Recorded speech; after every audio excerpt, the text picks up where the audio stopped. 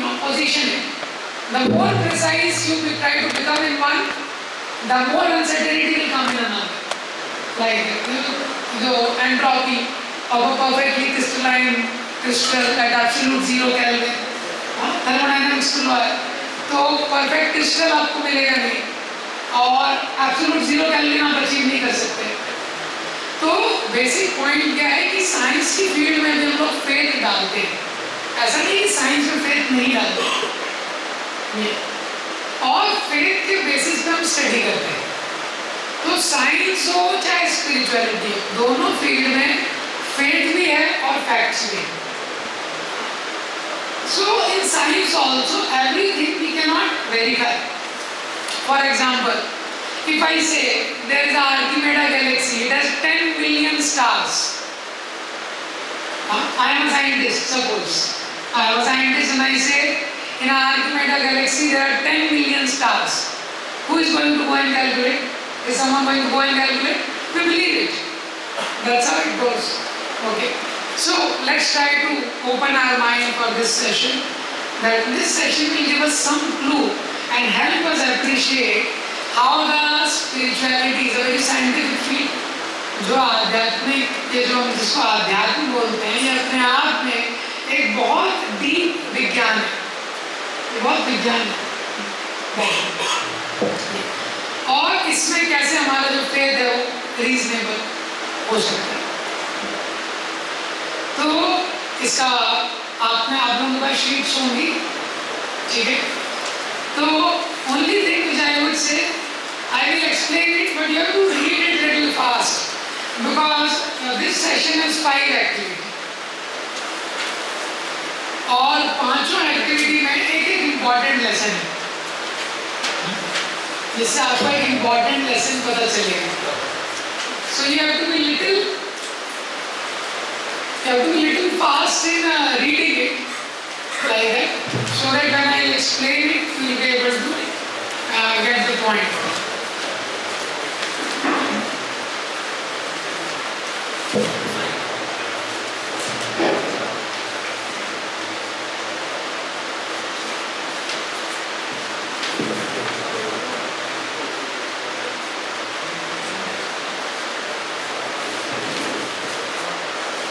So first is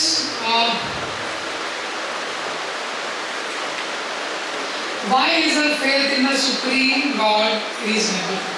Why is our faith in the Supreme God reasonable? So all of you have 5 minutes to read the activity. So try to read it fast and then we'll have some time for the question. And if anybody here don't have this sheet, so they can share.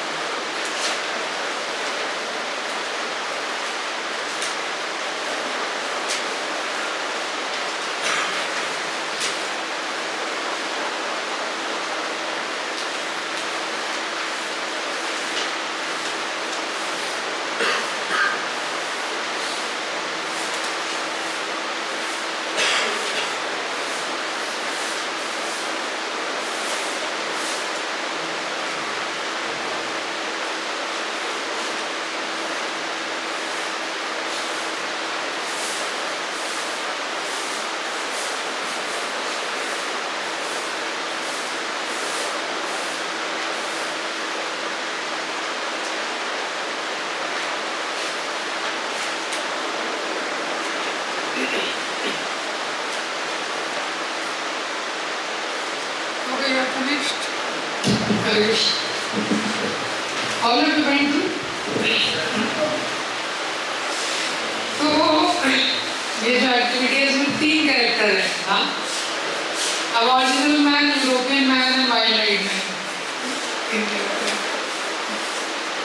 तो ये जो activity है इसका answer अभी exercise नहीं करना है, आपको एक्सरसाइज आप लोग बाद में कर सकते हैं। ये पहला टॉपिक है समझना, why is our faith in a supreme god reasonable. Generally क्या होता है, जैसे हम विश्वास की बात करते हैं तो मन में आता है अंधविश्वास। ये मतलब किसी चीज के लिए परसेप्शन डेवलप हो जाता है ना, तो जैसे हम विश्वास की बात करते हैं तो लोग मन में आता है क्या, अंधविश्वास, ये अंधविश्वास हो गया। तो हमारे मन में एक परसेप्शन डेवलप हो गया इस तरीके का, क्या, क्योंकि जिस एजुकेशन सिस्टम में हम लोग पढ़ रहे हैं तो हमारे मन में ये परसेप्शन है कि जब भी हम विज्ञान की बात करते हैं तो भाई बहुत साइंटिफिक चर्चा हो रही है, लेकिन जब भी हम धर्म की बात करते हैं विश्वास है, तो अपना अपना विश्वास है। किसी भी पेड़ में आप सिंदूर लगा दो, 2 धागे बांध दो, 3 लोग परिक्रमा करने लगते हैं, ये अंडरस्टैंडिंग रहती है। But the point here is can faith be reasonable, ये पॉइंट है। तो इस संसार में there is a faith and there is also blind faith and there is reasonable faith. तो ब्लाइंड फेथ है वो कंडेम करते हैं शास्त्र, ब्लाइंड फेथ नहीं होना चाहिए। और जो रीजनेबल फेथ है वो क्या है, वो नेसेसिटी है, ऑप्शन नहीं है। रीजनेबल फेथ क्या है, नेसेसिटी है, वो आपके पास ऑप्शन नहीं है। अगर रीजनेबल फेथ आपके जीवन में नहीं है तो आप जीवन नहीं जी सकते। रीजनेबल फेथ अगर आपके लाइफ में नहीं, जैसे आप लोग जाते हैं हेयर कटिंग की शॉप में जाते हैं ना, तो हेयर कटिंग की शॉप में क्या है, वो क्या है जो बार है उसके हाथ में चाकू है और आपकी गर्दन है, करेक्ट। आपको फेथ है वो सही चीज काटेगा, अगर फेथ नहीं है तो कटिंग करा सकते हैं। इसको बोलते हैं देखिए हमारा जो जीवन है ना वो विश्वास पे ही चलता है। रीजनेबल फेथ के बिना जीवन में गाड़ी नहीं चल सकती। जैसे आप कुछ even the most fundamental basic activities of life are based on faith. You are eating, you have faith, correct. आपको फेथ है इसमें किसी ने पोटेशियम साइनाइड नहीं मिलाया, फेथ है ना। हर टाइम चेक करते हैं क्या, फूड का सैंपल लेके टेस्ट करो इसको लाइब्रेरी में, लेबोरेटरी में, भाई हाँ आपको फूड पॉइजनिंग हो सकता है लेकिन आप फेथ करते, रीजनेबल फेथ। ईटिंग, इतने सारे एक्सीडेंट्स होते हैं, रोज एक्सीडेंट होता है कि नहीं, almost daily there are accident, फिर भी लोग ट्रैवल करते हैं ना, रीजनेबल फेथ। जब 9/11 का अटैक हुआ था, 9/11 you know WTC world trade centre, तो जब 9/11 का अटैक हुआ था 1 हफ्ते के लिए एयर ट्रैफिक डाउन हो गया, 1 हफ्ते के लिए। कितना बड़ा अटैक था वो। I was in school that time when that incident happened. It was a big thing, a very big thing. Thousands of people and America's security system was broken. 1 हफ्ते के लिए एयर ट्रैफिक क्या है, down हुआ। 1 हफ्ते बाद वापस normal. क्यों 1 हफ्ते बाद किसी ने गारंटी दी क्या कि अभी दूसरा नहीं होगा? Reasonable faith. So in eating, in traveling, in anything, right? People are getting married. Divorce rates are increasing. It's increasing or decreasing? It's increasing. People are getting married or not? The faith, reasonable faith. So बिना reasonable faith के गाड़ी नहीं चल सकती. We have to understand this. We are eating, we are drinking, we are breathing, we have faith. We are eating, we have faith, we will not get food poisoning. We are breathing, we have faith, there are no biological weapons. We are traveling, we have faith, there will be no accident. Right? People are getting married, they have faith, our relationship will continue. Right? So this is called as reasonable faith. So, no faith and blind faith, both are dangerous. Not only blind faith is dangerous, But no faith is also dangerous. I will give you an example. What is blind faith? Blind faith मतलब आप doctor के पास गए, doctor ने बोला क्या हुआ, आपने बोला पेट में दर्द हो रहा है, डॉक्टर बोला किडनी निकालना पड़ेगा, हाँ आप बोले ठीक है निकाल दो। ये ब्लाइंड फेथ है, ठीक है, तो लॉजिक नहीं है ना ये। नो फेथ मतलब आप डॉक्टर के पास गए, हाँ तो डॉक्टर बोलता है क्या हुआ, फर्स्ट क्योर नहीं, आप क्या बोल रहे हैं, फर्स्ट क्योर नहीं, डॉक्टर बोलते बताओ तो मैं तुमको मेडिसिन दूंगा, no I will not take medicine unless you cure me, first you cure me then I will take medicine. What does it mean? No faith. Getting the point? So please understand, blind faith is dangerous, no faith is also equally dangerous because you cannot move ahead in life. That is why we need a reasonable faith. What is reasonable faith? Reasonable means it is sensible and verifiable. Reasonable means it's sensible and verifiable. It makes sense. You go to a doctor, you are telling your problems, you are telling your symptoms. My body is aching, my head is aching, tongue is not tasting good. And he says, might be you might have a fever. So it seems sensible like that. And doctor gives you medicine. ये दवाई लो 3 बार खाना. You take medicine, the fever comes down, right? Means it becomes verifiable. You are able to verify that it's like. तो reasonable faith का life में need है. तो similarly जैसे हर field में हमको faith की जरूरत है, तो ऐसे ही spirituality में भी faith की जरूरत है. जैसे कॉलेज में हम लोग पढ़ते हैं फेथ के साथ कि हमारा प्लेसमेंट होगा, हमारा ब्राइट कैरियर होगा. किसी ने गारंटी नहीं दिया है कि आपका प्लेसमेंट होगा, लेकिन एक रीजनेबल फेथ है कि रिप्यूटेड कॉलेज है, there are people who have been placed earlier, right? This is called a sensible reasonable faith. Same thing is needed in spiritual science also, right? तो ये जो पहला एक्टिविटी है इसमें 3 लोग हैं. तो आप में से कौन बता सकता है कि जो एबॉरिजिनल पर्सन मैन है ये किसको रिप्रेजेंट करता है? हाँ? No faith? हाँ? या no faith, blind faith? Reasonable faith. हाँ, रीजनेबल फेथ आपने पढ़ा नहीं लगता अच्छे से. तो ये जो एबॉरिजिनल पर्सन है एकदम से सिटी में आ जाता है, हाँ? तो सिटी में देखता है, जैसे अभी आप अगर आप कभी मेट्रो सिटी नहीं गए हैं, बॉम्बे वगैरह में जाएंगे 30 स्टोरी 40 स्टोरी बिल्डिंग आप देखेंगे, 50 स्टोरी. ऐसे ही ये न्यूयॉर्क में चला जाता है, हाँ? Direct Faizabad to New York direct, हाँ? इतनी बड़ी बड़ी बिल्डिंग 100 स्टोरीज 110 स्टोरीज. तो सोचते हैं सब कैसे आ गए इतना बड़ा सिटी ऐसा. तो उसको लगता है पहले से होगा, जैसे पहाड़ रहता है ना पहले से रहता है, उसको लगता है पहले से होगा. तो इसको बोलते हैं कि इसका जो फेथ है ये ब्लाइंड फेथ. इसको कोई लॉजिक नहीं है ना, ब्लाइंड फेथ मतलब उसको लॉजिक नहीं है, तो ये ब्लाइंड फेथ बोलते हैं इसको. अब जो यूरोपियन मैन है उसका फेथ कैसा है? रीजनेबल फेथ है. वो भी देखता है तो उसको लगता है ओवर द इयर्स, समय के साथ, बहुत समय के साथ धीरे धीरे कोई आर्किटेक्ट होगा, कोई इंजीनियर होगा, किसी ने सिटी का नक्शा बनाया होगा और धीरे धीरे सिटी क्या है ये इस तरीके से डेवलप हुआ होगा.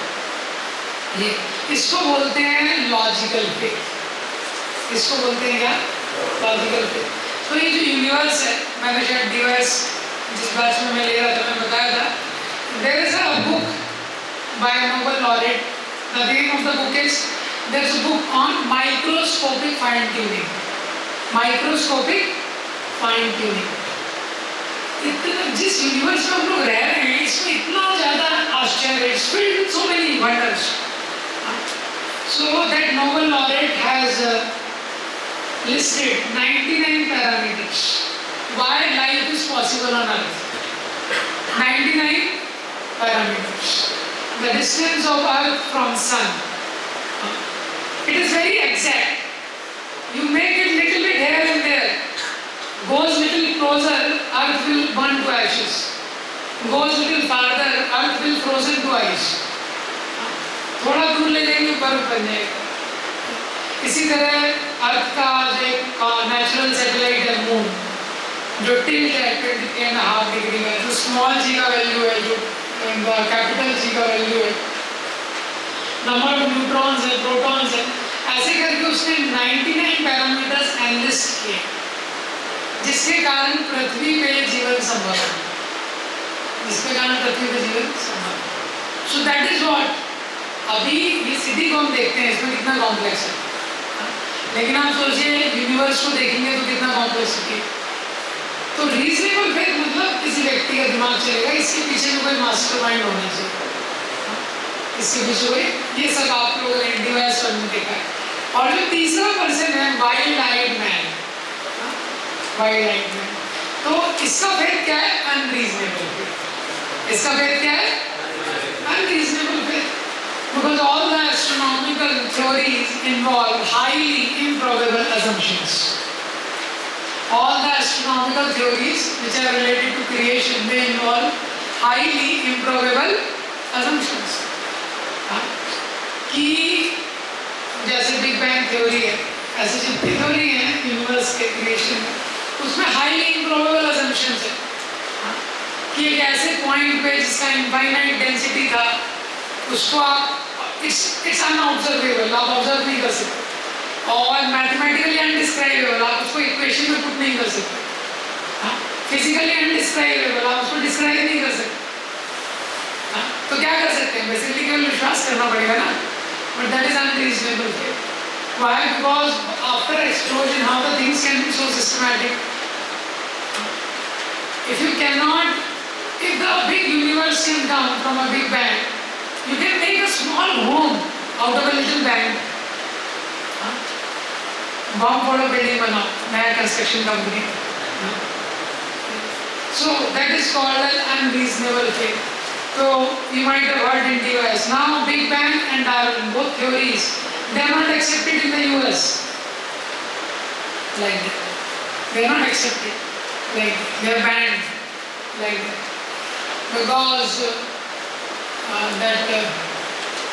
Michael Cremo, there is one archaeologist, he is scientist. He has written 2 books, Forbidden Archaeology and Human Devolution, जिसमें उन्होंने डिस्प्रूव किया ये दोनों थ्योरीज। तो ये पहला एक्टिविटी है इसका।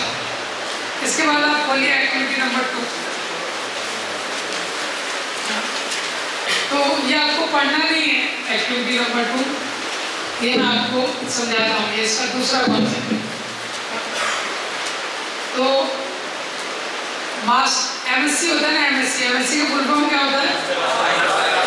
Master of science. तो वही है ये दूसरा सेशन, एमएस और C, matter, spirit and control of mood. तो गीता के अकॉर्डिंग, भगवद गीता के अकॉर्डिंग कंप्लीट नॉलेज किसको बोलेंगे? ये कंप्लीट नॉलेज का फॉर्मूला है। 7th चैप्टर में भगवान बताते हैं, ज्ञानम तेहम सविज्ञानम इदं वाक्ष्याम्य शेषतः यत्यात्वाने उभयोर्न ज्ञातव्यमवशिष्यते। ज्ञानम तेहम सविज्ञानम, Krishna tells to Arjuna that I am going to give you complete knowledge. I am going to give you complete knowledge. And what is that complete knowledge? Complete knowledge means you should know about matter, you should know about the spirit, you should know about the spirit. There is matter which is dead, the spirit which is alive. There is matter which is unconscious, there is spirit which is conscious. And you should also know the controller of both, which is God. You should also know the controller of.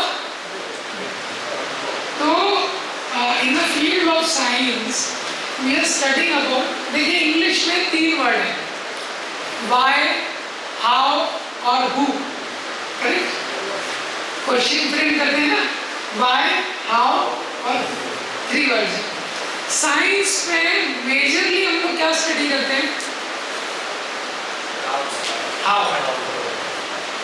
Science में majorly हम लोग क्या study करते हैं? How. जैसे पेड़ से सेब गिरा, ठीक है, पेड़ से सेब गिरा।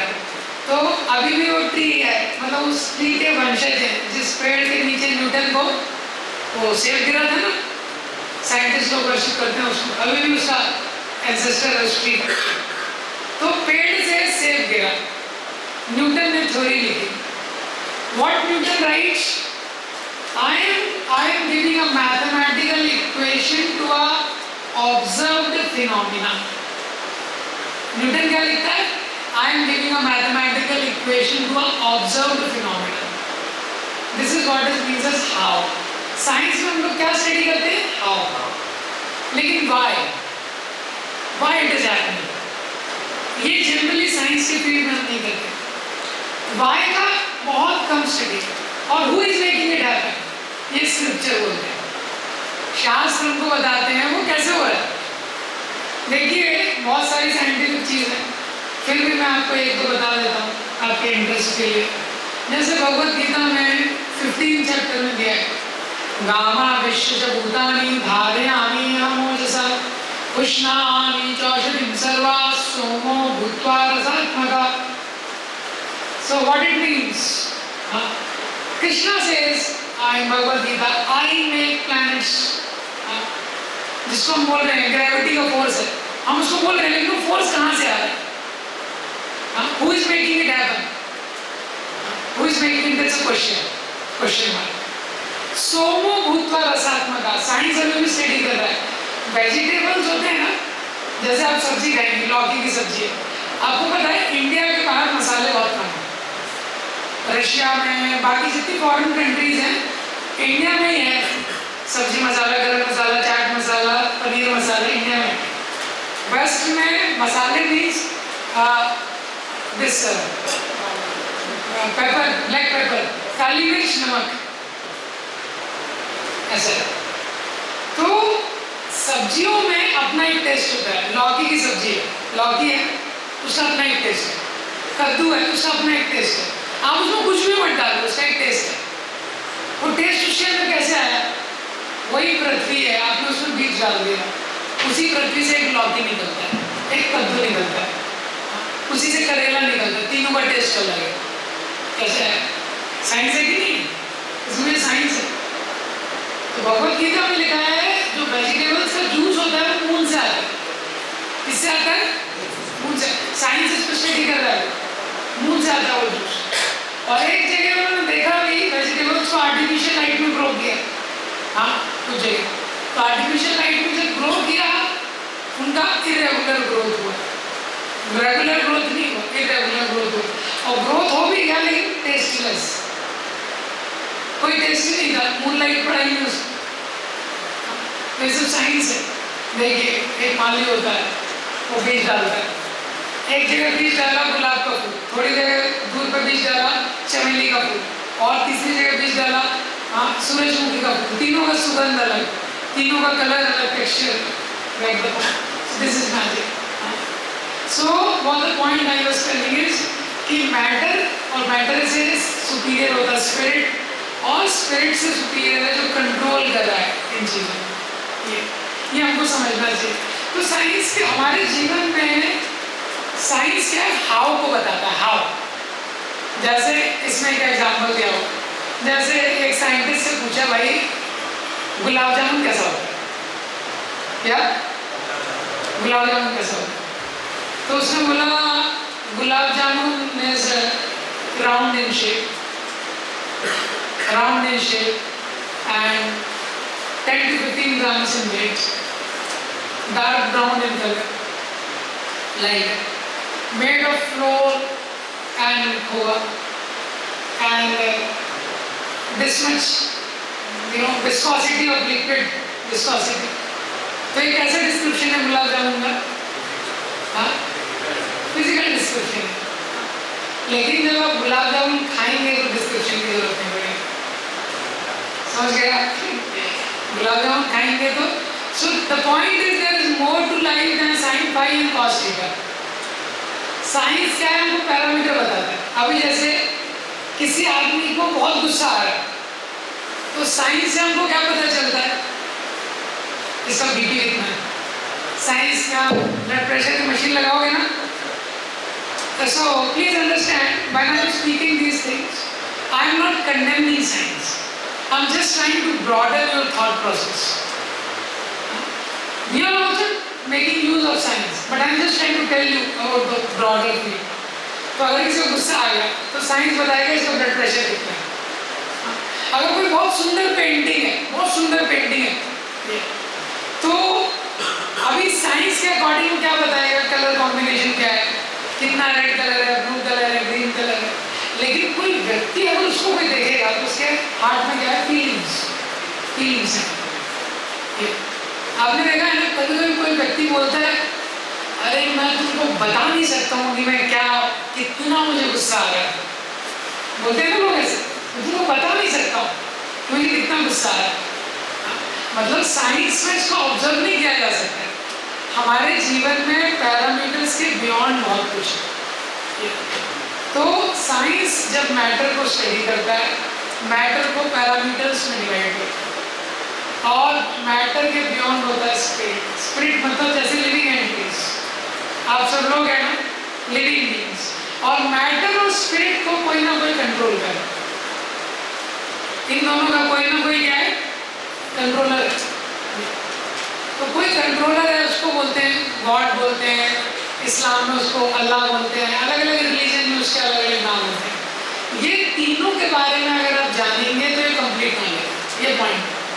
अगर आपको कंप्लीट नॉलेज हासिल करना है तो आपको तीनों के बारे में जानना चाहिए, मैटर के बारे में भी, स्पिरिट के बारे में भी, और उसके कंट्रोलर के बारे में। तो अगर आप ये तीनों के बारे में नहीं जानेंगे तो क्या प्रॉब्लम है? कोई व्यक्ति बता सकता है कि इतना क्यों टेंशन लेना है, ऑलरेडी 5 सब्जेक्ट तो सेमेस्टर के अटके हुए हैं, इतना टेंशन लेने की जरूरत क्या है, ऑलरेडी इतना टेंशन। अगर आप मैटर, स्पिरिट, कंट्रोलर ये तीनों के बारे में नहीं जानते हैं तो क्या प्रॉब्लम? सोचा है कभी आपने इस डायरेक्शन में? देखिए, अगर आप लोग कंप्लीट नॉलेज अगर आपको नहीं है तो लाइफ के चैलेंजेस को नहीं फेस कर पाएंगे। जैसे जब जो वॉइस में जब सेशन था, कुछ स्टूडेंट्स आए थे, DBU से कुछ स्टूडेंट्स आए थे, तो वो जो वॉइस के ओनर है उमर को लेके आए थे। तो जैसे ही हम लोग गेट पे पहुँचे, उनके एक रिलेटिव का कॉल आया। जैसे ही हम लोग गेट पे पहुँचे, उनके एक रिलेटिव का कॉल आया, उनके रिलेटिव का बेटा था 22 साल का, उसने सुसाइड कर लिया। अब उनके रिलेटिव्स जो भी उनके रिश्तेदार थे, उनको समझ नहीं आ रहा उसने सुसाइड क्यों कर लिया। उसका हेल्थ अच्छा था, कुछ समझ में नहीं आया, घर में क्या प्रॉब्लम था, क्या था, समझ नहीं आया। जो मैटर का स्टडी है ना, और अगर आपको स्पिरिट के बारे में नहीं पता है तो डिससेटिस्फैक्शन बढ़ जाता है। जैसे देखिए, मैंने आपको एक्सप्लेन किया था, लाइफ में क्या होता है, हमारे लाइफ में प्रॉब्लम्स है, ठीक है, ये प्रॉब्लम्स है, और ये हमारे माइंड का लेवल है, मेंटल स्टेबिलिटी। तो अगर हमारा मेंटल स्टेबिलिटी प्रॉब्लम से ऊपर है थोड़ा, तो जो भी प्रॉब्लम है उससे आपको थोड़ा टेंशन होगी, लेकिन आप प्लान करेंगे प्रॉब्लम को कैसे सॉल्व कर सकते हैं, आप इसमें ध्यान लगाएंगे, ठीक है। अगर ये है प्रॉब्लम, ये आपका माइंड का लेवल, दोनों बराबर है, तो प्रॉब्लम को आप सॉल्व नहीं कर सकते, आपको स्ट्रेस देगी, आप सॉल्व नहीं कर सकते उसको, क्योंकि आपका लेवल प्रॉब्लम के बराबर ही है, माइंड की स्टेबिलिटी। अब आप स्ट्रेस में आ जाएंगे, आपको बहुत टेंशन है लेकिन आप कुछ कर नहीं पाएंगे। और अगर आपके प्रॉब्लम का लेवल यहाँ, अगर आपके माइंड का लेवल यहाँ पे और प्रॉब्लम का लेवल यहाँ पे, तो क्या होगा, तो आप डिप्रेशन में आए। और यही लेवल जब बढ़ता है तो व्यक्ति सुसाइड भी कर लेता है, इसी लेवल। तो देखिए, प्रॉब्लम का लेवल वहीं पे है, समझ रहे हैं आप, प्रॉब्लम का लेवल यहीं पे, ये माइंड के लेवल की बात है। माइंड का लेवल यहाँ है तो टेंशन में रहेंगे, माइंड का लेवल यहाँ है तो संघर्ष करेंगे, माइंड का लेवल यहाँ है तो डिप्रेशन में आ जाएंगे, माइंड का लेवल यहाँ है तो सुसाइड कर लेंगे। माइंड का लेवल अगर यहाँ है, समझ रहे, माइंड का लेवल अगर यहाँ पे है, तब आप एक कंस्ट्रक्टिव लॉन्ग टर्म सोल्यूशन पे वर्क कर सकते हैं। माइंड का लेवल अगर, तो जब आप स्पिरिचुअल प्रैक्टिसेस करते हैं, स्पिरिचुअल साइंस को समझते हैं, आपके माइंड के स्टेबिलिटी का प्रॉब्लम लेवल इंक्रीज होता है. Then you are able to think of a long term solution. Like otherwise you remain stuck up. हाँ, ऐसे ऐसे इसमें माइंड फ्लक्चुएट करता है, थोड़ा ऊपर थोड़ा नीचे, थोड़ा कभी यहाँ, ऐसा होता है. इसीलिए कंप्लीट नॉलेज की जरूरत है. आपको मैटर के साथ पता होना चाहिए, जैसे आप कार है और ड्राइवर है, आपको पता होना चाहिए ड्राइवर की क्या नहीं है. और तीसरा क्या है, कंट्रोलर. इसको कौन कंट्रोल कर रहा है? अगर आपको नहीं पता है कि कौन कंट्रोल कर रहा है, फ्रस्ट्रेट हो जाएंगे. कैसे फ्रस्ट्रेट हो जाएंगे? देखिए लाइफ में कैसे व्यक्ति फ्रस्ट्रेट होता है. आपको कुछ सक्सेस मिल गया, कुछ भी हो गया, आपके घर में किसी को कैंसर हो गया, कैंसर का कोई सोल्यूशन है नहीं. आप आयुर्वेदिक ट्रीटमेंट लो, एलोपैथिक लो, केमोथेरेपी लगाओ, आप एट द मोस्ट थोड़ा डिले कर सकते हो. लेकिन अगर कैंसर ज़्यादा स्प्रेड हो गया है, दूसरे तीसरे स्टेज में चला गया, ज़्यादा कुछ नहीं कर सकते. फिर क्या करेंगे आप? किसी व्यक्ति को हार्ट अटैक आ गया, उसकी डेथ हो गई, तो हम सबकी लाइफ में क्या है, क्राइसिस आएगा. ये 100% गारंटी है. ये क्या है? 100%. देखिए मटेरियल लाइफ क्या है, horror movie in slow motion. ठीक है, तो मटेरियल वर्ल्ड का मतलब क्या है, कांस्टेंट अनप्रेडिक्टेबल चेंजेस. तो हम लोग क्या है ना, प्रेडिक्टेबल चेंजेस के लिए रेडी हैं. हम लोग रेडी हैं, चलो यार थोड़ा सर दर्द हो गया, फीवर आ गया, तो रेडी हैं. आप डॉक्टर के पास गए, उसने बोला ब्रेन ट्यूमर हो गया तुमको, उसके लिए रेडी नहीं है. समझ गए?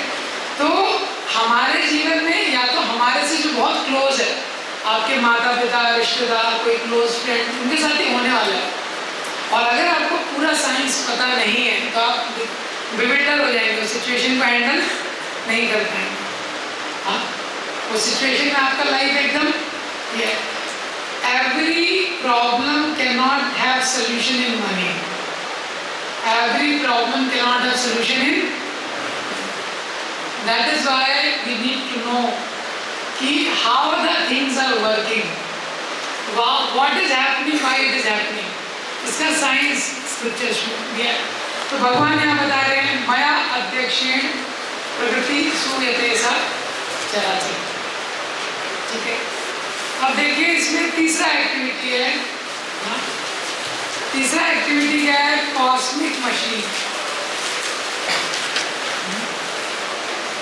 कॉस्मिक मशीन का मतलब कि ये संसार में 3 तरह की एनर्जी होती है.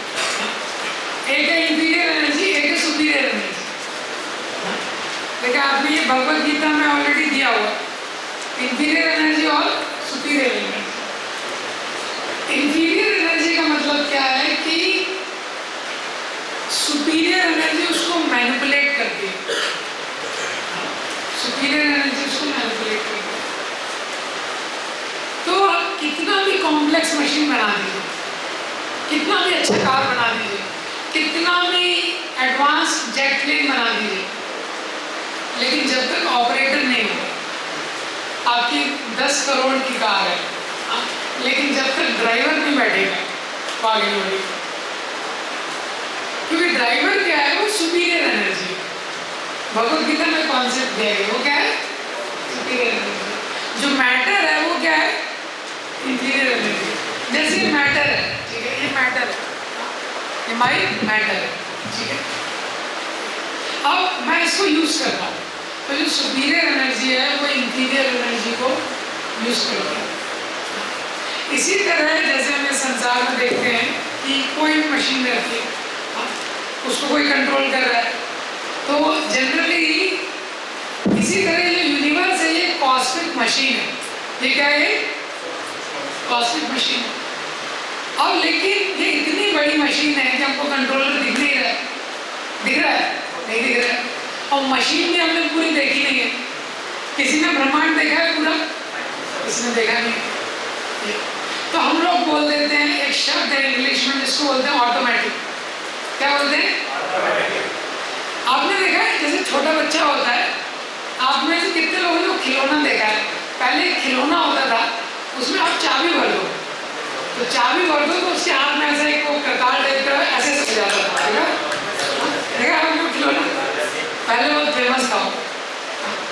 तो एक छोटा बच्चा है, ठीक है, और उसकी माँ है, उसके पीछे से छोटा बच्चा एक रूम पे है और उसकी माँ पीछे से खिलौने में चाबी भर देती है और वो खिलौने को छोड़ देती है। अब वो खिलौना बच्चे के चारों तरफ घूम रहा है, ताली हो रहा है, देखा है वो ऐसे ताली हो जाता है। बच्चा क्या सोचेगा? हाँ, ये तो ऑटोमेटिक है, लेकिन क्या वो ऑटोमेटिक है? उसके पीछे मैकेनिज्म है, ऑटोमेटिक नहीं है, उसके पीछे क्या है? एक मैकेनिज्म है और उस मैकेनिज्म को कोई कंट्रोल कर रहा है। जैसे आप एयरपोर्ट में जाएंगे, एयरपोर्ट में जाके सेंसर डोर रहते हैं ना, आप डोर के पास जाएंगे, डोर खुल जाएगा। तो कोई व्यक्ति पहली बार जाएगा, खुलेगा, चमत्कार है, तो डोर अपने आप खुल गया। 5 स्टार होटल में आप जाएंगे, आपको टैप दबाना नहीं पड़ेगा, आप टैप के नीचे हाथ रखेंगे, पानी आने लगेगा। कोई तो ऑटोमेटिक है, ऑटोमेटिक है क्या? उसके पीछे एक साइंस है, उसके पीछे क्या है? मैकेनिज्म। तो इसी तरह भगवद गीता में भगवान बोलते हैं, तो आप लोग बोलिए, मेरे पीछे बहुत फेमस श्लोक है, मया अध्यक्षेण प्रकृति सूयते सचराचरम् हेतुनानेन कौन्तेय जगद्धि परिवर्तते। तो भगवान बोलते हैं, आई एम द डायरेक्टर, मया अध्यक्षेण प्रकृति, मेरी अध्यक्षता में प्रकृति काम करती है। आई एम द डायरेक्टर। जैसे अगर आप सपोज आप लोग यहाँ पे आ गए, आप लोग यहाँ से, हाँ, ऑलरेडी आप लोग इतने समय से सुनने का प्रयास कर रहे हैं, जो कि कल में बहुत मुश्किल सुनना। अब आप लोग फ्रस्ट्रेट हो गए, ये तो भाई, तो हम लोगों को बोला कैंप में बहुत मजा आएगा, हाँ, यहाँ सेशन पे सेशन चल रहे हैं, हाँ, इतना सुनना पड़ रहा है, तो आप लोग फ्रस्ट्रेट होकर यहाँ से चले गए अयोध्या के जंगलों में, ठीक है। अब आप लोग जंगल में चले गए, आप जंगल में जा रहे हैं, यहाँ पे राम जी घूमे हैं। अब जंगल के बीच में आपको एक बंगला मिलता है, तो आप लोग बंगले में एंटर कर जाते हैं, और जैसे उस बंगले में आप एंटर करते हैं, देखते हैं डाइनिंग टेबल रखा हुआ है, डाइनिंग टेबल में बटर स्कॉच, स्ट्रॉबेरी आइसक्रीम रखा हुआ है और सारे फ्रूट्स रखे हुए हैं, हाँ, और लंच भी रेडी है, शाही पनीर वगैरह, शाही पनीर, गाजर हलवा, लंच भी रेडी है। आप लोग ज़्यादा एक्साइटेड हो गए जंगल जाने के प्रोस्पेक्ट से। तो अज्यूम कीजिए, जस्ट अज्यूम, अगर आप लोग वहाँ पे जाते हैं, ऐसे आपको एक बंगले में एंट्री करते हैं, उस बंगले में एक डाइनिंग टेबल है, उसके ऊपर आइसक्रीम रखा हुआ है, खाने का प्लेट रखा हुआ है, फल रखे हुए हैं। तो आप में से एक स्टूडेंट वहाँ जाके फल खाने लगता है, एप्पल खाने लगता है, दूसरा व्यक्ति आइसक्रीम खाने लगता है, तीसरा स्टूडेंट वहाँ पे टीवी लगी हुई है, टीवी चालू कर देता है, चौथा व्यक्ति सोफे पे जाके सो जाता है। इज इट ओके और नॉट ओके? It's okay? ऐसा करेंगे आप लोग? नहीं करेंगे? क्यों नहीं करेंगे? हाँ, क्या सोचेंगे आप लोग? हाँ, आप सोचेंगे ना, अरे भाई किसका है, हाँ, ये बंगला किसका है, किसने फूल रखे, किसने फल रखे, किसने आइसक्रीम रखा, हाँ? इसी तरह से हम सब लोग इस, please do not talk amongst yourself, Hare Krishna, do not talk amongst yourself. इसी तरह हम लोग इस संसार में एंट्री कर दिए, हाँ? माँ के गर्भ से कोई ऑक्सीजन सिलेंडर लेके आया था, हाँ?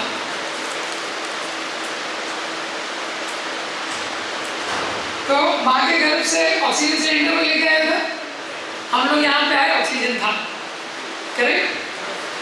3 most indispensable things we have not brought and it cannot be manufactured anywhere.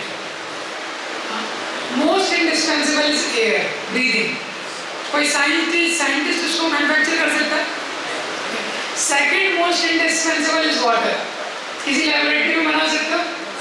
Third most indispensable is food, ये सब हमको नेचर से मिलता है, समझ रहे?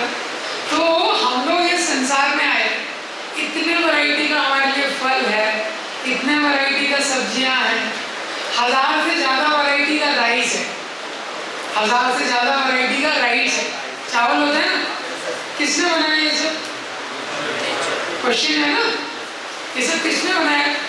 तो कोई भी थॉटफुल व्यक्ति होगा, कोई सोचेगा, कोई भी थॉटफुल व्यक्ति होगा, कोई सोचेगा। जैसे मैंने आपको एग्जांपल दिया, कोई सोचेगा कि ये किसने, इसी तरह एक कॉस्मिक मशीन है, और भगवान बोलते हैं भगवद गीता में, बाइबल में, हर जगह इसके रेफरेंस है कि I am controlling it, I am the mastermind. जैसे जब बारिश गिरती है, तो रेन ड्रॉप आता है, तो जो रेन ड्रॉप होता है उसका साइज आपने देखा है, वो इतना छोटा रहता है, जनरली वो घास को भी हार्म नहीं करता। अभी तक साइंस में इसका रिसर्च चल रहा है कि रेन ड्रॉप का साइज वही क्यों होता है। Now, sometime the cloud breaks in Badrinath and all, you know, right? But the cloud breaks, the rain comes like pillar, lakhs of people die. अगर सपोज आप हर मानसून में वैसे ही हो रहे, क्या होगा? हाँ, हर मानसून में सपोज पिलर के साइज का ड्रॉप आ रहा है, तो जो रेन ड्रॉप का साइज है वो एग्जैक्टली वही साइज क्यों है? वो तो बन रहा है ना, अपने आप बन रहा है। There's a science behind it. Somebody is controlling it. That is the point. So matters. See, this session is just to give you a thought. There's a great thing about it. Just to give you a thought. So now go to the fourth activity.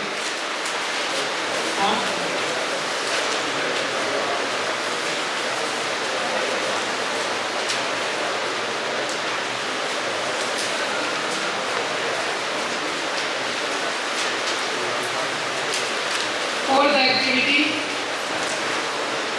What is this? Remote cause, immediate cause and ultimate cause.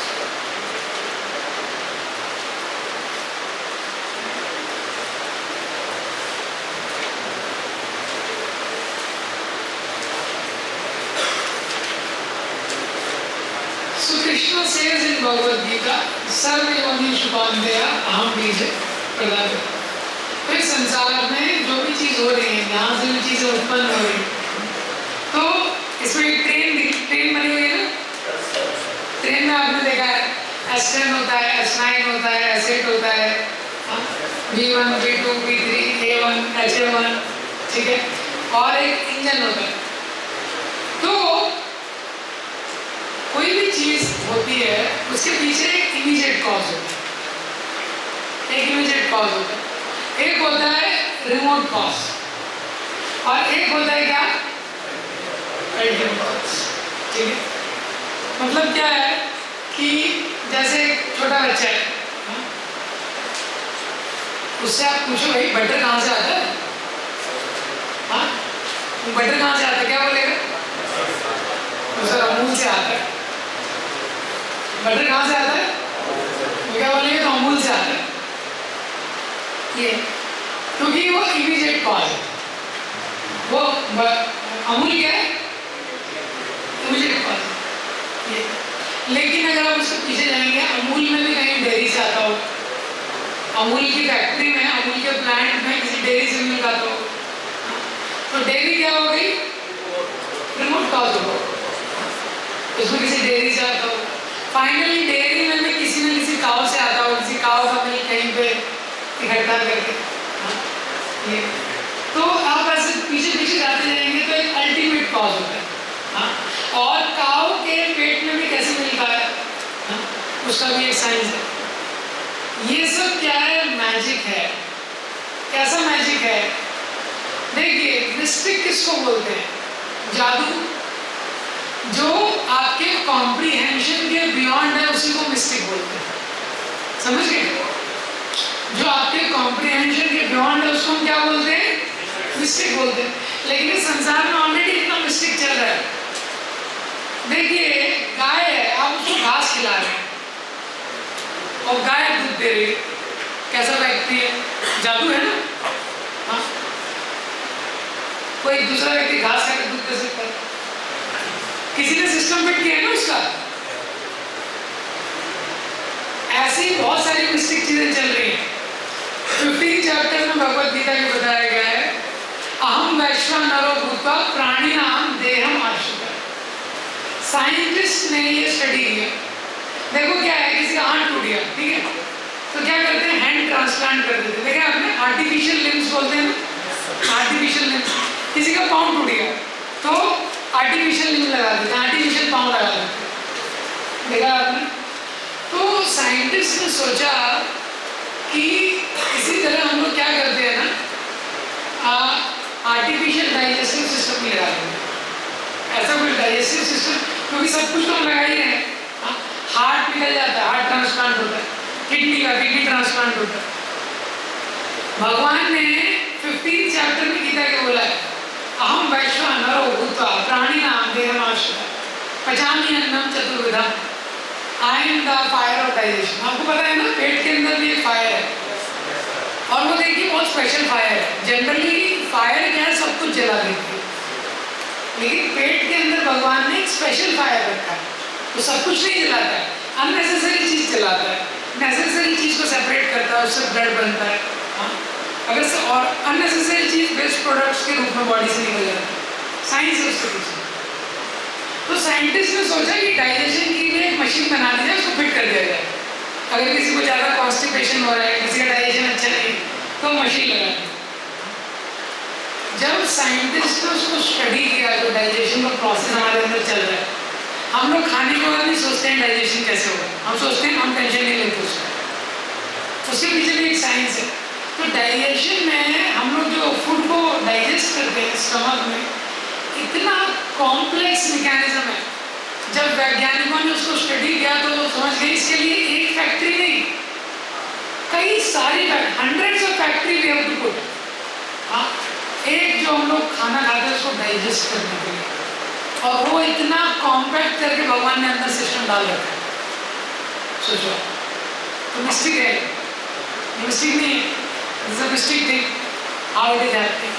और जैसे जैसे आप किसी doctor से मिलेंगे, अगर अब वैसे हमारे यहाँ पे डॉक्टर आए हैं, आपका एक सेशन लेंगे टाइमिंग में, हमारे ब्लड का जो प्रेशर है ये फिक्स रहता है। जैसे किसी को हार्ट अटैक आ जाता है ना, ब्लड ठीक हो जाता है, कई बार हार्ट अटैक आ जाता है, ये एकदम फिक्स है। जब लोग बूढ़े हो जाते हैं ना, उनको टैबलेट खानी पड़ती है, क्योंकि ब्लड प्रेशर अगर आपका बहुत वो हो गया, आपका ब्लड बहुत थिन हो गया, वो है, तो क्लॉटिंग नहीं होगा, क्लॉटिंग कट गया ना तो वो नहीं होगा ऐसा। और ज़्यादा विस्कस हो गया तो हार्ट अटैक आ जाएगा। हर चीज़ इतना डेलिकेट चल रहा है मशीन के अंदर।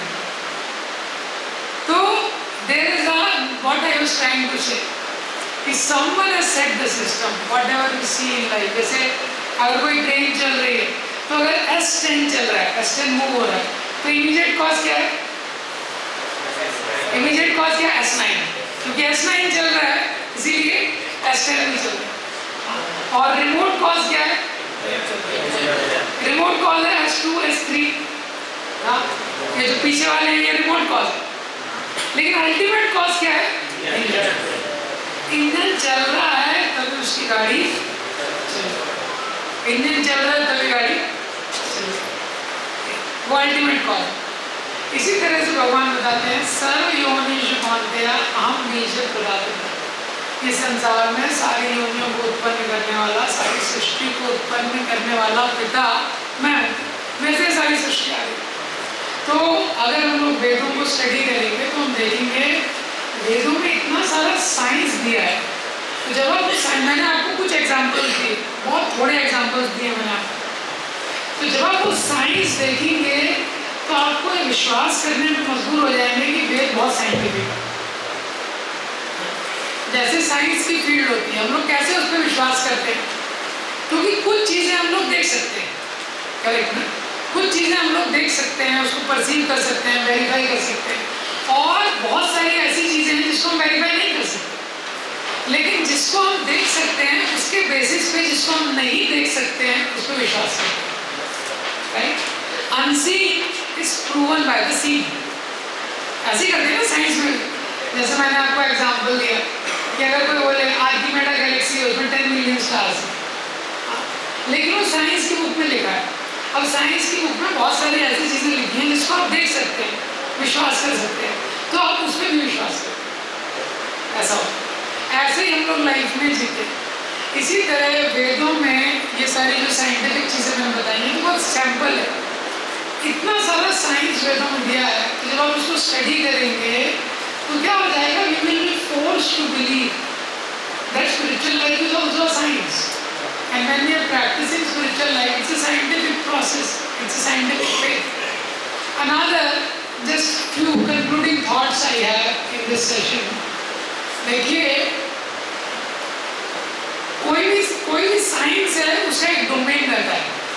Science does not have a monopoly over the field of knowledge. ज़्यादा टेक्निकल नहीं हो रहा है ना सेशन, मैं प्रयास कर रहा हूँ उसको सिंप्लीफाई करने का। Science does not have a monopoly over the field of knowledge. Science is a branch of knowledge. Got the point? तो प्रॉब्लम क्या आता है कि when we think that through science only we can know everything, that is wrong, because science is a branch of knowledge, it's not a complete knowledge. There is a word in English, epistemology. There is a word in English called as epistemology. Epistemology का मतलब क्या होता है? Science of knowing the science. Science of knowing the science. Okay, इसका मतलब क्या है? किसी भी साइंस को जानने का भी एक साइंस है, ठीक है?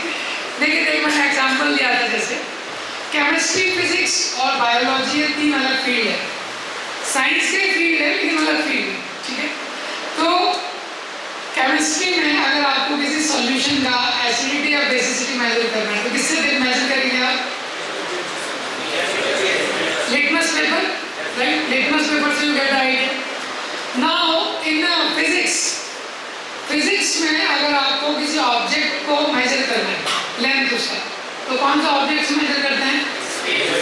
हाँ, स्क्रू गेज या vernier callipers, right? Vernier callipers से मेजर करते हैं। बायोलॉजी में अगर आपको कोई स्पेसिमेन देखना है, हाइड्रा अगर आपको देखना है, किससे देखेंगे? माइक्रोस्कोप। तो ये 3 अलग फील्ड है साइंस का। बायोलॉजी एक फील्ड है, केमिस्ट्री एक फील्ड है और फिजिक्स एक फील्ड। अब अगर कोई व्यक्ति बोले, somebody takes a vernier caliper and he is dipping in the solution to check the acidity or basicity. कोई वर्नियर कैलिपर लेके सॉल्यूशन में डुबा रहा है, उसको चेक करना है सॉल्यूशन एसिडिक है और बेसिक है, तो पता चलेगा उसको? वो बहुत मेहनत कर रहा है, हार्ड वर्क इज की टू सक्सेस। होगा कभी? हाँ, और वो निरंतर लगा हुआ है, प्रैक्टिस लीड्स टू परफेक्शन। होगा कभी? No. See, you should understand the science of knowing the science, epistemology. We have to understand the science of knowing the science. इसी तरह बायोलॉजी में अगर उसको स्पेसिमेन देखना है, वो लिटमस पेपर से देखने की कोशिश कर रहा है हाइड्रा, उसको दिखेगा कभी? और दूसरा व्यक्ति उसको बोल रहा है तुम्हारा फोकस ठीक नहीं है, हाँ, कंसंट्रेशन बढ़ाओ, तुम इसलिए नहीं दिख रहा, तुम वो कंसंट्रेशन बढ़ाने की कोशिश कर रहे हैं। तीसरा व्यक्ति बोल रहा है तुम मोटिवेशन नहीं है तुम्हारे अंदर, you should be inspired, you can do it, you can see it, होने वाला है। See, understand the point, there is a science of knowing the science.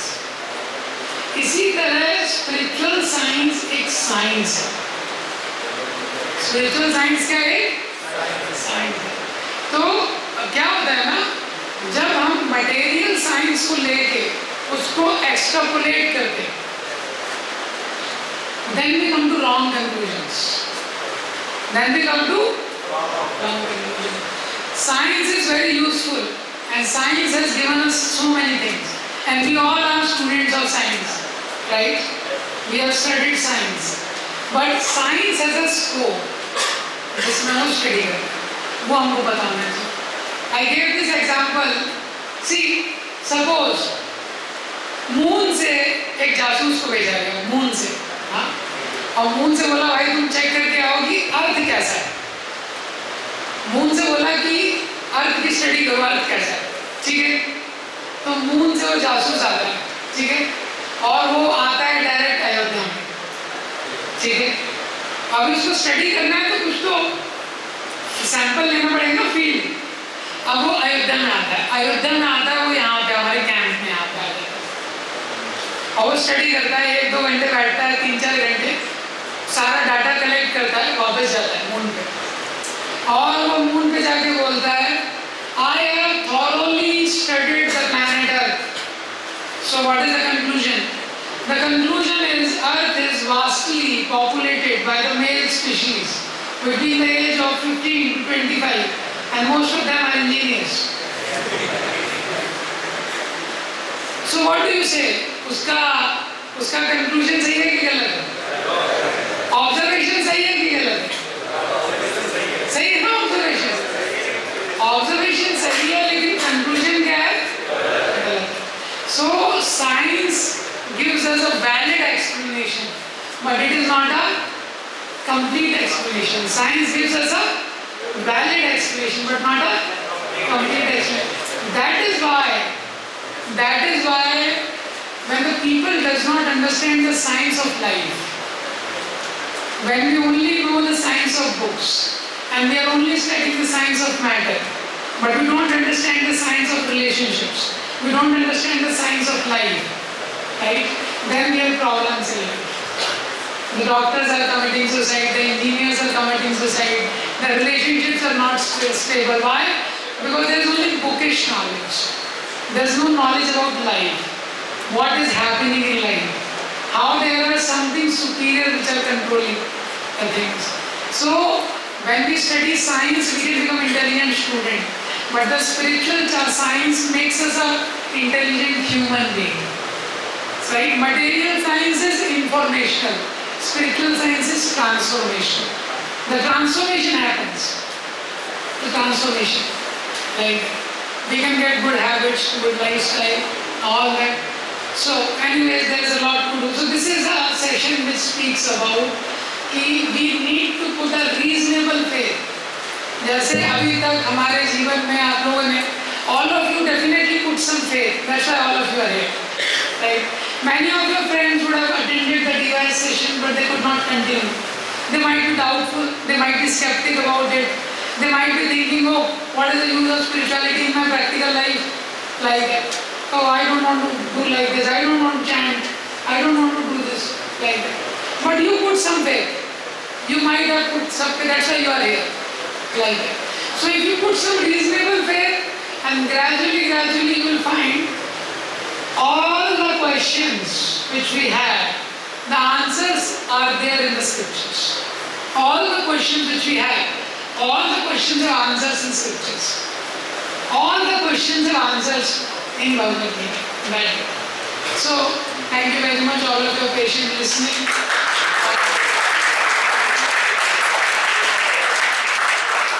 Now, anyone has any questions, comments? If you wish to ask something, you can ask.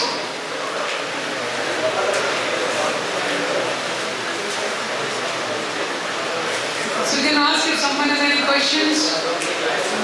Yes, give them the mic. Hare Krishna. Yes, Hare Krishna. Sir, mind और soul के बीच में जो अंतर है उसको और अच्छे से समझना चाहते हैं. तो हमारा जो जैसे मैंने स्वेटर पहना है, स्वेटर के अंदर कुर्ता है, कुर्ते के अंदर क्या है? शरीर है, ठीक है. ऐसे ही ये जो बाहर वाला स्वेटर है बॉडी की तरह, ठीक है. इसके अंदर वाला जो कुर्ता है ये मन बुद्धि अहंकार सेटल कर दिया, और इसके अंदर जो शरीर है वो सोल ग्रॉस से सेटल होता है. सबका फंक्शन अलग अलग है. जब किसी व्यक्ति का डेथ होता है तो बॉडी चेंज होता है, सटल बॉडी और सोल कैरी ऑन करता है। सटल बॉडी में होता है, सटल बॉडी मतलब क्या है, यूनिट है। जैसे ये मोबाइल है ना, एक यूनिट है, इसके अंदर बहुत सारे कंपोनेंट है। ऐसे सटल बॉडी एक यूनिट है, इसमें 3 कंपोनेंट होते हैं, माइंड, इंटेलिजेंस, फॉल्स। उसमें जो माइंड है, माइंड का काम क्या होता है, माइंड में इंप्रेशन स्टोर रहते हैं। इंप्रेशन हमने जो भी किया है, जो भी इंजॉय किया है, जो भी एक्टिविटी हम कर रहे हैं, माइंड एक ब्लैंक सीडी की तरह है, वो इनपुट लेते जाता है ये, और वो फिर उसको रिपीट करता है। जो भी प्लेजरेबल चीज होती है उसको रिपीट करने का try. Mind is store house of thoughts, emotions, previous impressions, ऐसा। सोल ओरिजिनल पर्सन है जिससे कॉन्शियसनेस एमिट होती है। सोल डेड नहीं है, सोल अलाइव है, बॉडी डेड है। जैसे ये माइक्रोफोन है, ठीक है, ये डेड है। अब इसमें जब इलेक्ट्रिसिटी फ्लो होगी तो वॉइस को एम्पलीफाई करेगा, समझ रहे हैं? तो वो इलेक्ट्रिसिटी क्या है, कॉन्शियसनेस है हमारी बॉडी में। वो किसके थ्रू आ रही है, सोल के थ्रू। जैसे कार और ड्राइवर है तो ड्राइवर सोल है, कार बॉडी। हरे कृष्णा। हरे कृष्णा प्रभु जी। प्रभु जी, अभी कुछ दिन पहले मैंने पढ़ा रिलेटिविटी के बारे में। वहाँ पे बताया गया कि ईथर जो है वो एक गलत थ्योरी थी, वो हाइपोथेटिकल थ्योरी थी। लेकिन आपने भी मेंशन किया एक ईथर के बारे में, वो क्या है, ये क्या है? देखिए, आइंस्टीन ने जो थ्योरी ऑफ रिलेटिविटी दिया है, आइंस्टीन का थ्योरी ऑफ रिलेटिविटी, तो when Einstein gave the theory, so पहले किसी भी, जैसे न्यूटन ने ग्रेविटी का थ्योरी दी, तो पहले ये कंसीडर किया जाता था कि ग्रेविटी का थ्योरी यूनिवर्सल है। लेकिन जब माइक्रो रेल्म में गए तो उन्होंने देखा माइक्रो रेल्म में वो काम नहीं कर रहा। फिर मैक्रो रेल्म में गए, जब प्लैनेट्स वगैरह की रेल्म में, देखो वहाँ भी ये ग्रेविटी का थ्योरी फुली काम नहीं कर रहा। तो उसके कारण अलग अलग थ्योरी हैं। देन आइंस्टीन के theory of relativity and all. ये मैंने जो ईथर यहाँ पे कोट किया है, 5 तत्व होते हैं। हाँ, श्रीमद् भागवतम के 2nd कैंटो में डिस्क्राइब किया है कि क्रिएशन कैसे आता है। अर्थ, वाटर, फायर, एयर, ईथर। तो एक ग्रॉस से सेटल होता है। जैसे अर्थ है, ये सबसे ग्रॉस है। अर्थ के बाद क्या, वाटर। वाटर उससे ज्यादा सेटल है। वाटर से भी ज्यादा सेटल क्या है, फायर।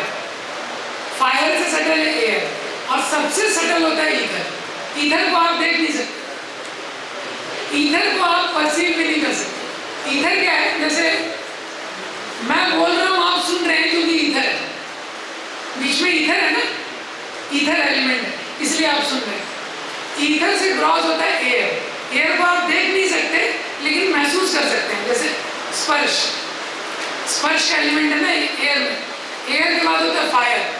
फायर को आप स्पर्श भी कर सकते हैं और देख भी सकते हैं, देख सकते हैं फायर को। उसके बाद है वाटर।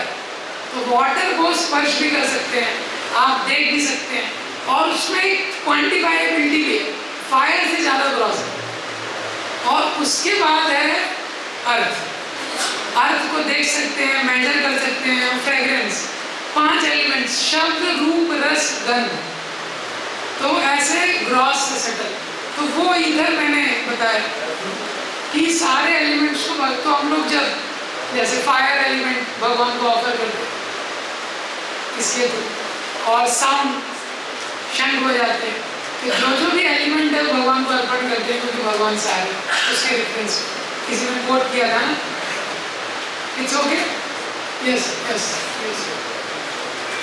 हरे कृष्ण प्रभु जी, अभी आपने एंटी मैटर के बारे में बताया था, तो क्या वो वही एंटी मैटर है जो साइंस बताता है कि जो पॉजिट्रॉन, एंटी न्यूट्रॉन और एंटी प्रोटॉन से मिलकर बना होता है, या कोई दूसरा वाला एंटी मैटर है? नहीं, सी those are not, those are subatomic particles in general.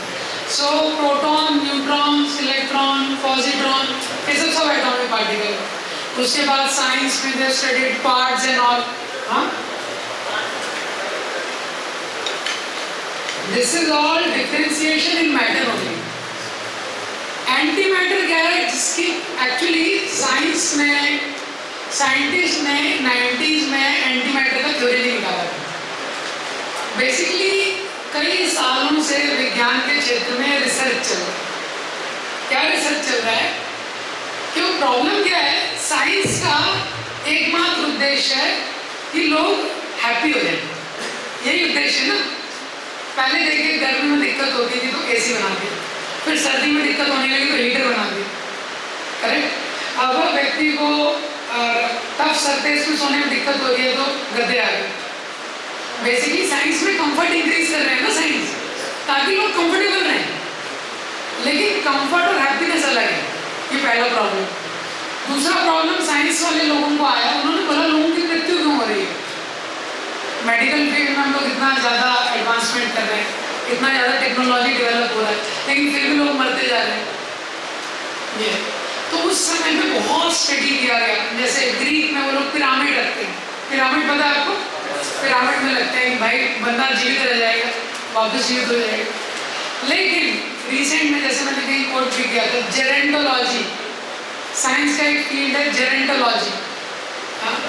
Gerontology means study of old age, simple. Gerontologist मतलब वृद्ध लोगों के जो डॉक्टर होते हैं।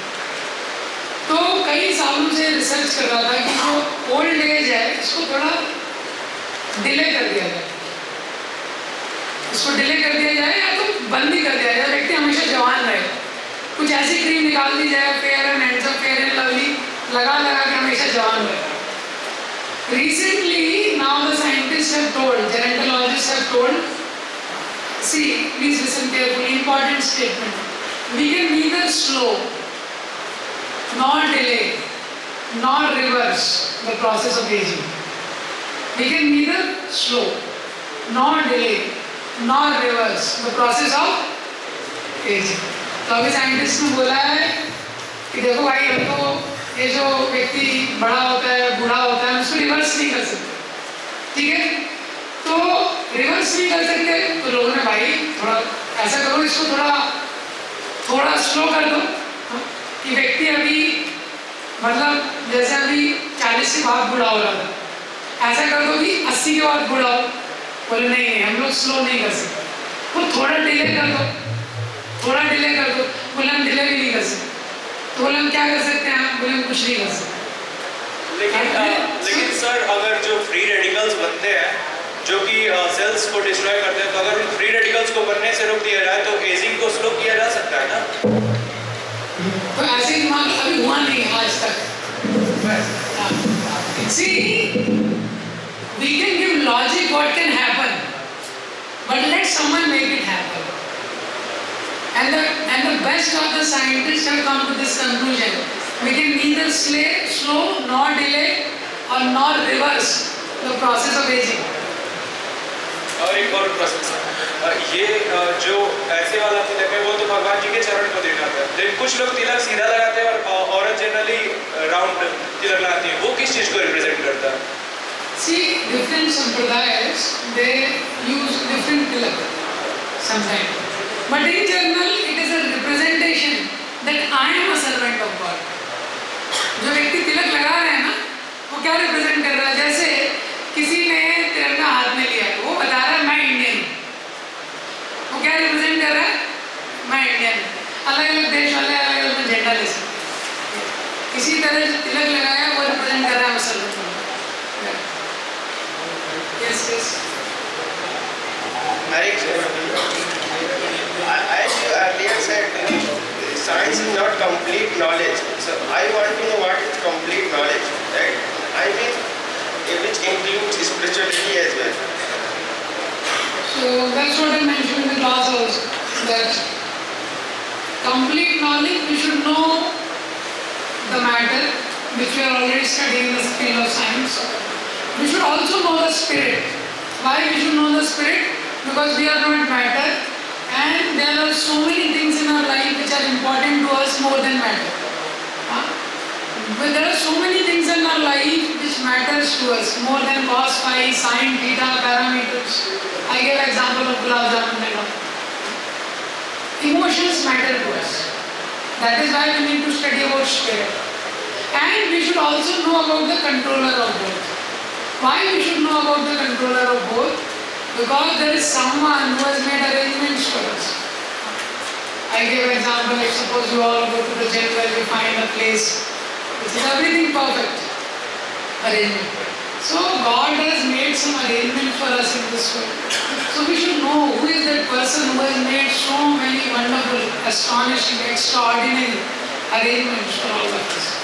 So when we know the complete knowledge, when we know the matter, when we know about the spirit, the people around, and we also know the controller, the God, then we can lead a meaningful life.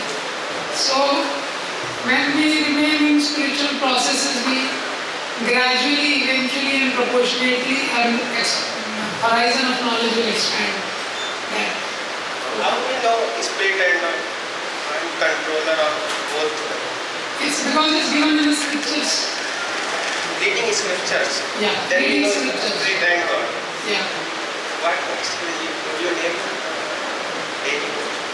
Any scripture we study properly, we can begin with Bhagavad Gita, which is known as the essence of all Vedas. So the more we study scriptures properly under guidance, we will see, we will have a very better and broader understanding of life. Everything will start making sense. Yes.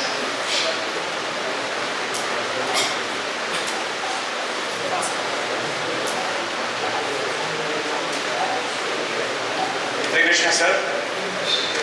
Sir, I read Bhagavad Gita. So in that I've read up to 3 to 4 adhyayas. Sir वहाँ तो कौन से एक चीज़ है कि वहाँ पे एक टाइप में मेंशन था कि ध्यान करके मैं भगवान को भक्त हूँ। सर एक्चुअली ध्यान क्या होता है? और कोई दूसरा क्वेश्चन ये है कि सर भगवान अगर सब कुछ कंट्रोल कर रहे हैं जैसा अभी आपने कहा, तो सर भगवान को बार बार अपना चेहरा दिखाने की जरूरत क्यों पड़ती? बार बार कृष्ण बन के या राम बन के क्यों आते हैं? वो ऊपर से सब कंट्रोल कर रहे हैं या मुझे कंट्रोल करे, कुछ चेंज कर दे, रावण को ही कंट्रोल कर लेते हैं? Good question. Thank you. So first question is about what is Dhyan. So in the 6th chapter of Bhagavad Gita, which is called as Dhyan Yoga, there is a mention of Ashtanga Yoga. Ashtanga Yoga means 8 stages. Ashtang, जिसके 8 अंग हैं. वो अंग क्या है? यम, नियम, प्राणायाम, प्रत्याहार, धारणा, ध्यान, समाधि. एक भी हो गया. यम, आसन. यम, नियम, आसन, प्राणायाम, प्रत्याहार, धारणा, ध्यान, समाधि. Okay, 8 stages. तो अष्टांग योग का जो प्रोसेस है उसमें बताया गया है इस प्रकार से यम नियम क्या हमको करना चाहिए, क्या नहीं करना चाहिए. There are some rules to be followed, some things to be avoided, some things to be done. First, आसन. एक आसन में, स्थिर आसन में बैठना. For this pranayama, pranayama means breath control. हमारे शरीर में 5 तरह की वायु रहती है. समान, उदान, व्यान, अपान. 5 kind of airs in this body. उनका बैलेंस. प्राणायाम. For this प्रत्याहार प्राणायाम yoga. Pratyahara means what? No sense gratification. Means we should not misuse the senses. We should not misuse the senses. तो आंखों से कोई मूवी नहीं देखा होना चाहिए. प्रत्याहार, no sense gratification. और टंग से आपने करेला जूस पिया है, लौकी सब्जी खाई है तो ठीक है. चिली पनीर नहीं खाया होना चाहिए. Chilli paneer, kadhai paneer, ice cream.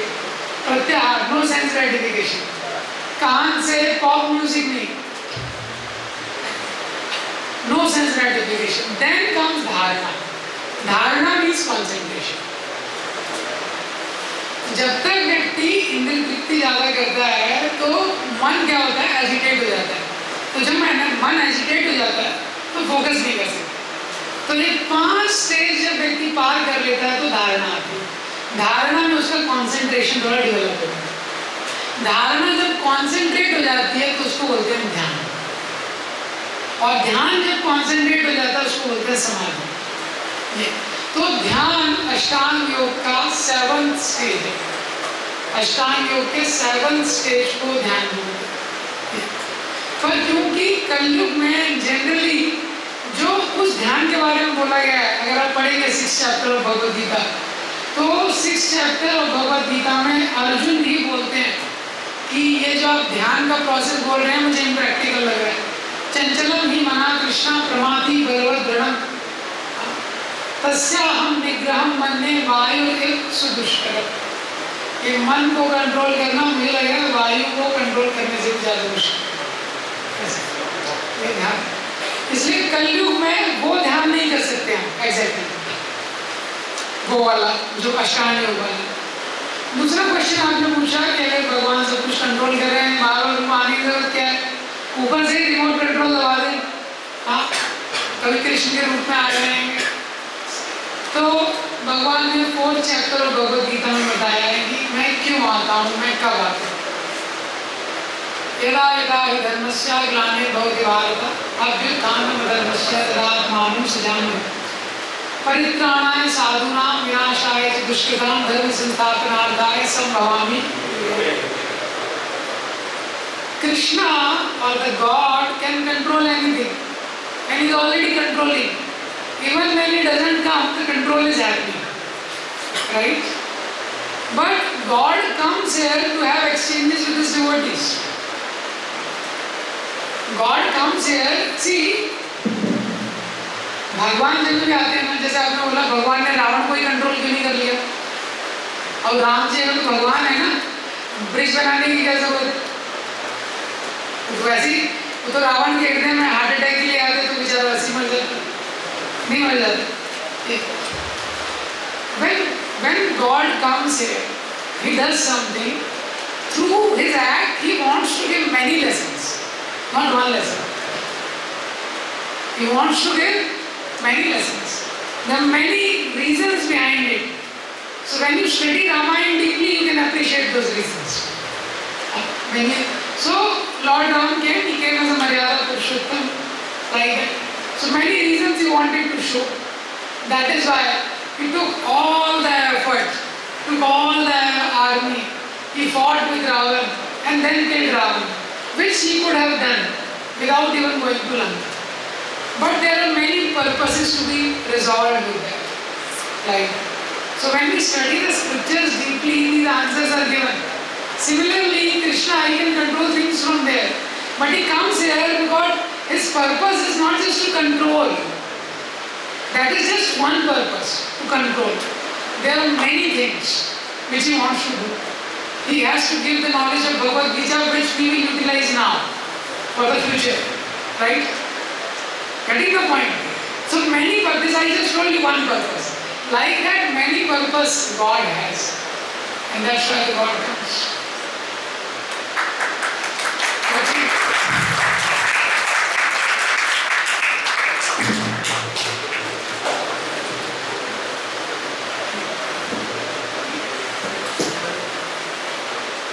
Last question.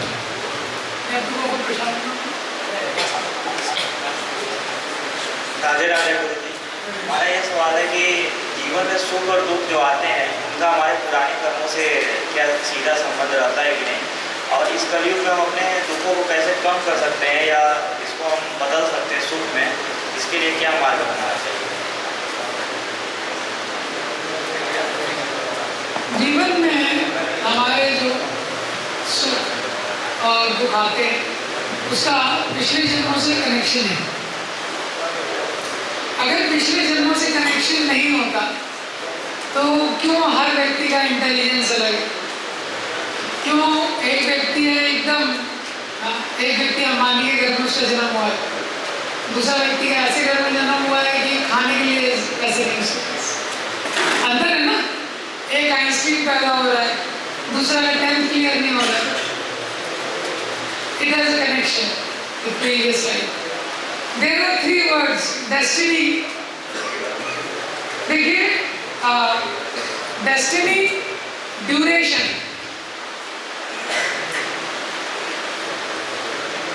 और what we call as destiny, duration and our efforts. ये तीनों का कंबाइन होकर जो होता है वो रिजल्ट आता है। डेस्टिनी, ड्यूरेशन और एफर्ट्स। जैसे मैं आपको एक एग्जांपल देता हूँ, जैसे कोई किसान है, ठीक है, तो किसान बहुत मेहनत कर रहा है, गारंटी है कि फसल अच्छी होगी? गारंटी नहीं, करेक्ट? बारिश भी होनी चाहिए, हाँ, बारिश अच्छे से हो रही है, गारंटी है फसल अच्छी होगी? गारंटी नहीं। किसान को भी मेहनत करना पड़ेगा, और किसान मेहनत कर रहा है, बारिश भी अच्छे से हो रही है, फसल आज उसने बीज बोया, कल फसल हो जाएगी? टाइम लगेगा। तो ये 3 फैक्टर रहते हैं। किसान को भी मेहनत करनी पड़ेगी, लेकिन उसकी मेहनत कंप्लीट नहीं है। जैसे स्टूडेंट मेहनत कर रहा है, वो एक पार्ट, यही रीजन है बहुत सारे लोग सुसाइड कर लेते हैं, क्योंकि ये 3 फैक्टर उनको पता नहीं रहता। क्या? एक डेस्टिनी है, एक एंडेवर है, एक ड्यूरेशन। तो किसान को मेहनत करनी है, उसके बाद बारिश आनी चाहिए, वो भी टाइम पे आनी चाहिए, गलत समय पे नहीं आनी चाहिए, एक प्रॉपर क्वांटिटी में आनी चाहिए। और बारिश अगर टाइमली होती है, किसान मेहनत करता है, और एक पीरियड के बाद फिर फसल होती है। समझिए, इसी तरह हमने जो कर्म किया है उसका रिजल्ट आएगा, जो कर्म पहले कर चुके हैं उसका रिजल्ट अभी आ रहा है। तो हमको अभी जो हार्डवेयर और सॉफ्टवेयर मिला है, हमको एक शरीर मिला है और इसके अंदर एक सॉफ्टवेयर है, दिमाग है ना, पिछले जन्म का इसमें रोल है, और अभी आप जैसा काम करेंगे इससे आप अपना फ्यूचर क्रिएट कर लेंगे, ऐसा। तो साइंस यही है, the science of Karma tells us no matter how bleak our past may be, we all have an opportunity to create a bright future. अगर अभी हम लोग अच्छे से काम करेंगे तो भविष्य उज्जवल होगा। जो पहले किया है वो अभी आएगा, वो उसका इफेक्ट होगा, लेकिन वो 100% हमको कंट्रोल नहीं करता, लेकिन इफेक्ट करता। ओके,